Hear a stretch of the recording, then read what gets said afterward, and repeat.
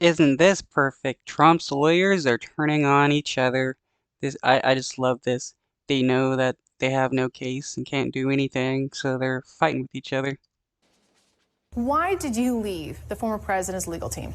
So, as I said at the time, it had nothing to do with the case itself or the client. The real reason is because there are certain individuals that made defending the president much harder than it needed to be. That was Timothy Parlatore, one of Donald Trump's former lawyers. Mr. Parlatore used to represent Trump in the Mar-a-Lago documents investigation. And since Parlatore left Trump's legal team a few weeks ago, we have known that there was trouble in paradise. But tonight, new reporting shows just how serious that trouble actually is. The Daily Beast is reporting about a meeting last month at Mar-a-Lago where several of Trump's lawyers threatened to leave. Wow, several. Like, how can Trump not afford some of the best lawyers if he's supposed to be rich? Two sources described the meeting to the Daily Beast as, quote, an intervention. The outlet says the lawyers' concerns here were twofold. Number one, Trump is under investigation for so many things that his legal team is massive, and these lawyers do not all get along. But more than not getting along, these lawyers are also wondering if one of them could be a snitch. Quote, what's really driving the deepest distrust is the way special counsel Jack Smith's investigators have started turning up the heat on Trump's own lawyers. By our count, at least 7 Trump lawyers have either testified to Jack Smith's grand jury or they have met with federal investigators. So that's why they're thinking that a lawyer could be a snitch. This is hilarious. I love this. Trump is so afraid. And it seems like these attorneys are starting to get worried about going down with the ship here. After quitting, Timothy Parlatore went on national television to say that another Trump lawyer, Boris Epshteyn, had attempted to interfere with Parlatore's search for classified documents at Trump's New Jersey golf club, which is not exactly the picture of everyone rowing in the same direction. And today, The Guardian is out with new reporting about the Trump lawyer who is the liaison between Trump and the DOJ. Evan Corcoran, that lawyer, was in charge of returning the classified documents to the department. Now, Corcoran reportedly told associates that in June of last year, he was waved off searching any room at Mar-a-Lago besides a single storage room. When Mr. Corcoran was looking for classified documents, he was told to check that one room and not to check anywhere else.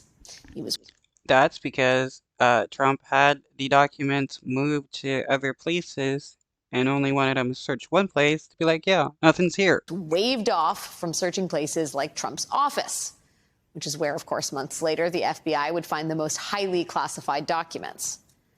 This reporting suggests, again, that not everyone is rowing in the same direction here, and it would also seem to buttress a potential obstruction case. A case that, if you read the reporting, already seems pretty strong. So at this point, it certainly seems like a lot of Trump lawyers are effectively saying, not it.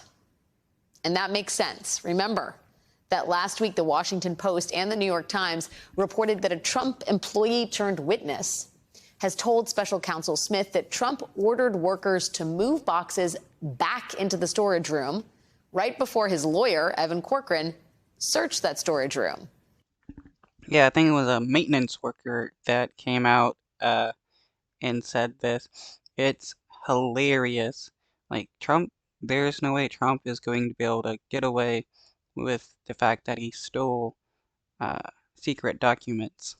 And all that happened one day before federal investigators came to collect the documents. So was that Trump trying to mislead his own lawyers? Were some of Trump's lawyers also actively trying to mislead other Trump lawyers? And with so many lawyers testifying in these investigations, will any of them flip to save their own hides? We might not have to wait that long to find out. Bloomberg reported late last week that special counsel Smith is poised to announce criminal charges in this investigation in the days or weeks after Memorial Day, which was yesterday. We have lots to discuss. Joining me now is Joyce Vance, former U.S. attorney for the... I can't wait for these charges to be made against Trump because, you know, he is going to break inside knowing that he's being charged with stealing secret documents. Northern District of Alabama, and of course, co-host of the Sisters-in-Law podcast. Joyce, thank you so much for being here tonight. I don't have a law degree, but a lot of people do, and a lot of them are working for Donald Trump and also have testified either to federal investigators or in front of the federal grand jury. I want to pull up this graphic we have. I think there are 7 Trump lawyers by our count who have either testified to the grand jury that the special counsel has convened or met with the DOJ investigators on this. That seems like an unusually high number to me, Joyce. Does that seem like a lot of lawyers to you? And do you think that these lawyers are actually emerging as potential liabilities for Donald Trump? Oh, probably definite liabilities because being subpoenaed and stuff, they have to tell the truth or they're going to perjure themselves, and they don't want that. It does seem like an exceptionally high number, Alex. And to give it a little bit of context, DOJ prosecutors are required by policy to be very careful when they're dealing with someone's lawyer, especially when that someone is a target. And I think it's safe to assume that in this case, people are being extremely rigorous about following those policies. So, for instance, you can't search a lawyer's office without jumping through a lot of hoops. Any sort of contact requires approval at high levels of the department. And what we've seen here repeatedly is a successful effort by prosecutors to pierce the attorney-client privilege with the crime fraud exception, which in essence means that Trump is either conspiring to engage in criminal activities with his lawyers or he is using them. The lawyer may not know what they're being used for, but Trump is using their advice to perpetrate criminal conduct. That really adds up to a very unusual sort of situation here. It's probably a mix of both because there are some of his lawyers that do want to, help him break the law, while there are probably others that don't really see that they're being used to help him break the law.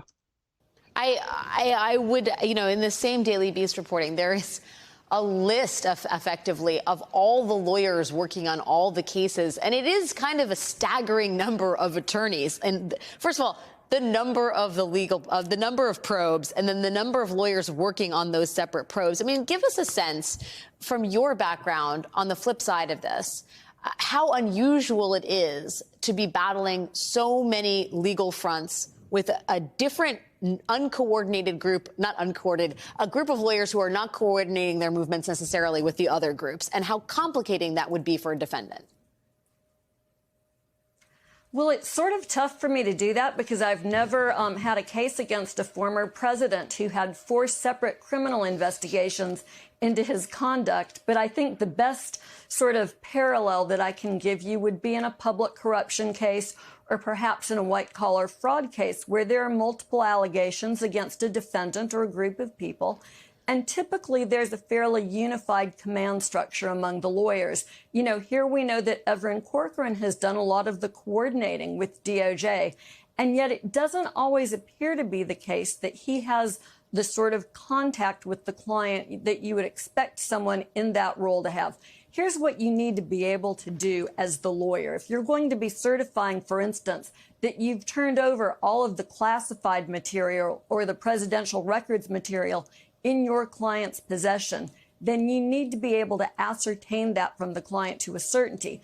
And you can't be restricted in your movements and where you search. So this entire notion that perhaps, this is, I guess, the worst case reading, but boxes were being moved in and out of storage areas before Corcoran was permitted to search, and that someone, maybe the president, maybe someone else, was going through those folders and perhaps removing material so it wouldn't be found. And it was only after that whole level of shenanigans that material was turned over to DOJ.